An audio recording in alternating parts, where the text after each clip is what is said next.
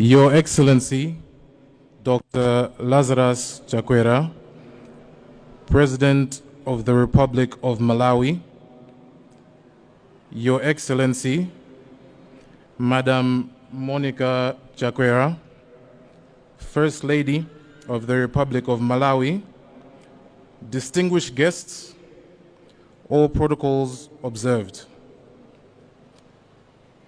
Right Honorable Dr. Soulos Chilima, the Vice President of the Republic of Malawi, or as I knew him, Dad. My dad was a great role model, a great leader, and a great family man. The time spent with him was very rewarding because you could always learn something.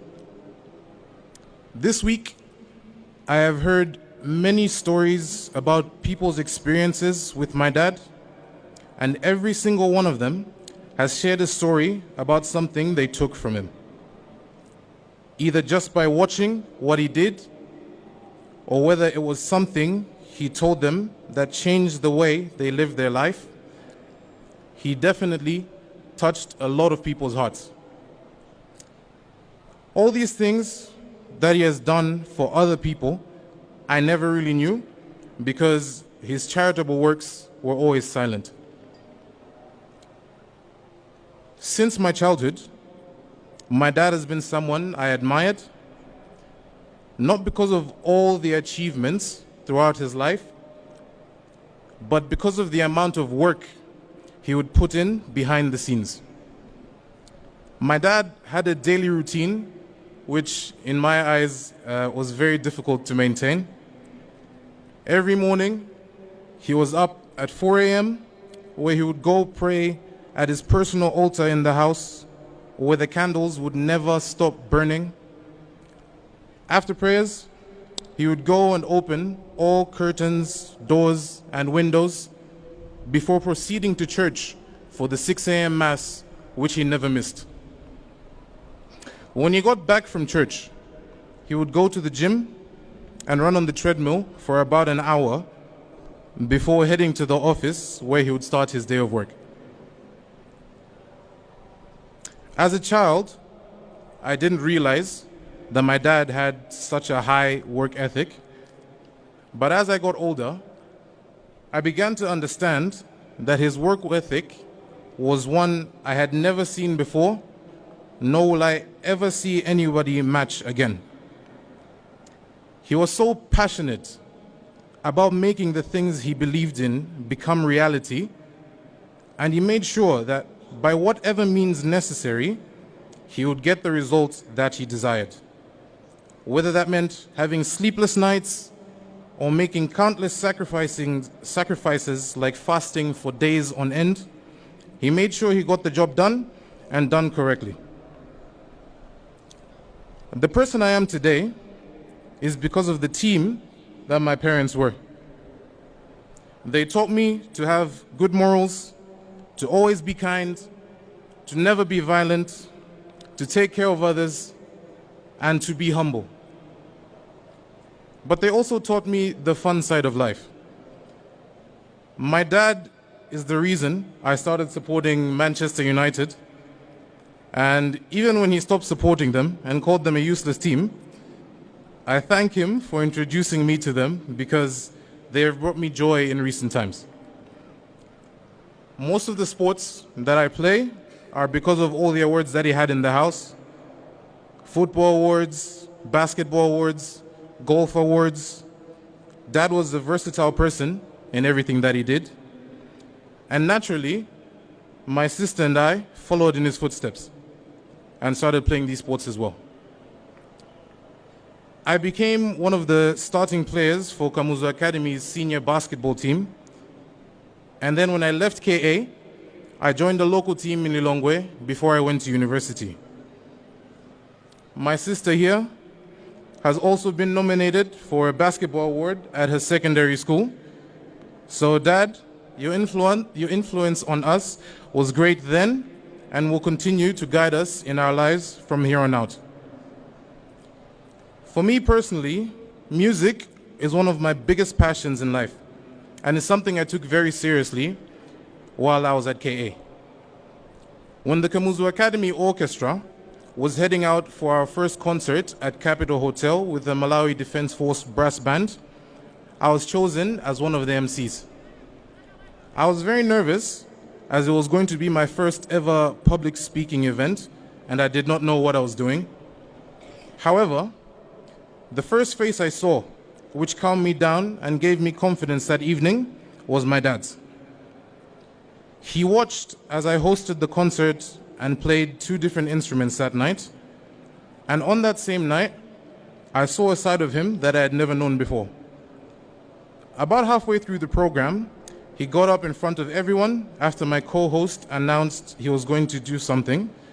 He walked to the front to the stage, picked up the baton, and led the MDF brass band to play a song which left me both impressed and surprised.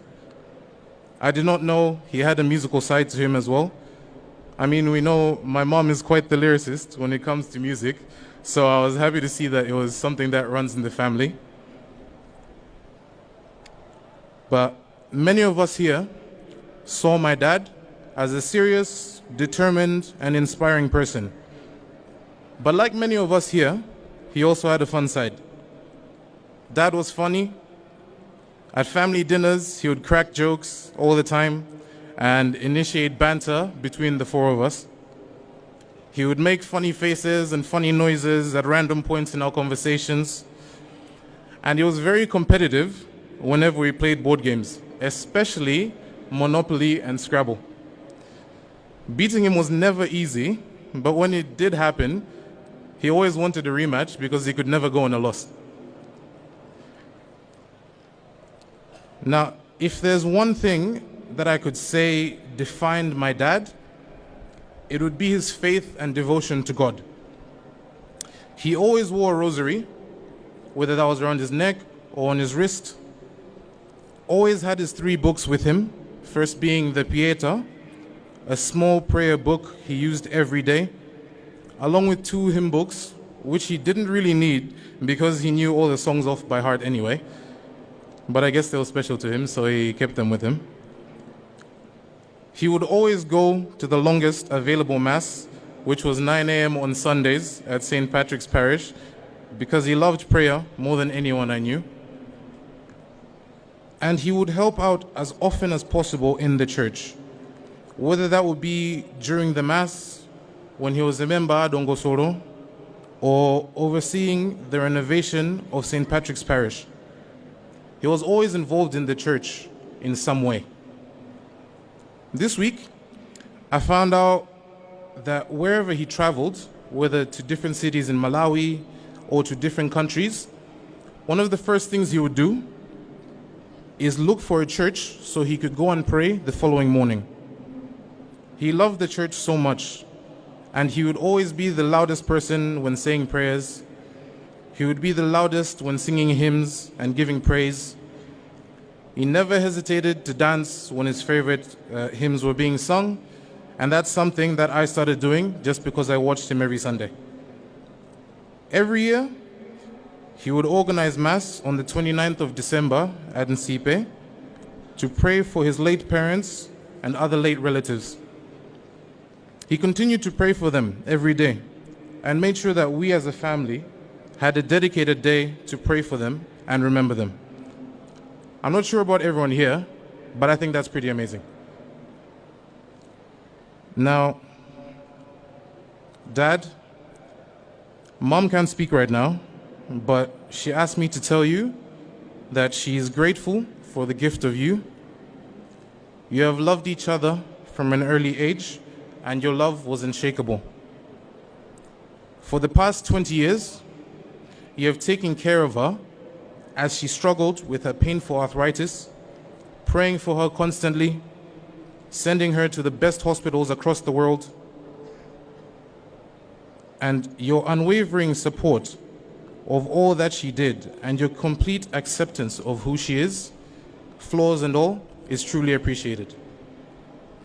You will forever be her love, and she will forever be your dearest.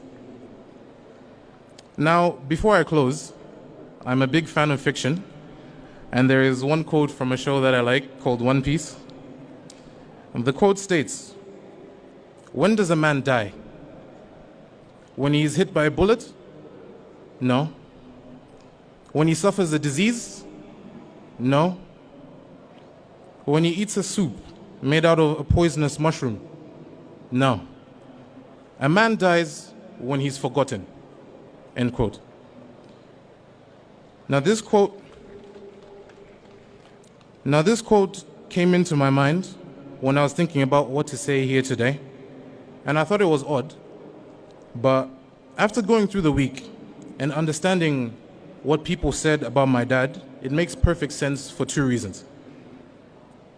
The first is that even though my dad is physically not here anymore, his legacy will live on in the hearts of the people he touched.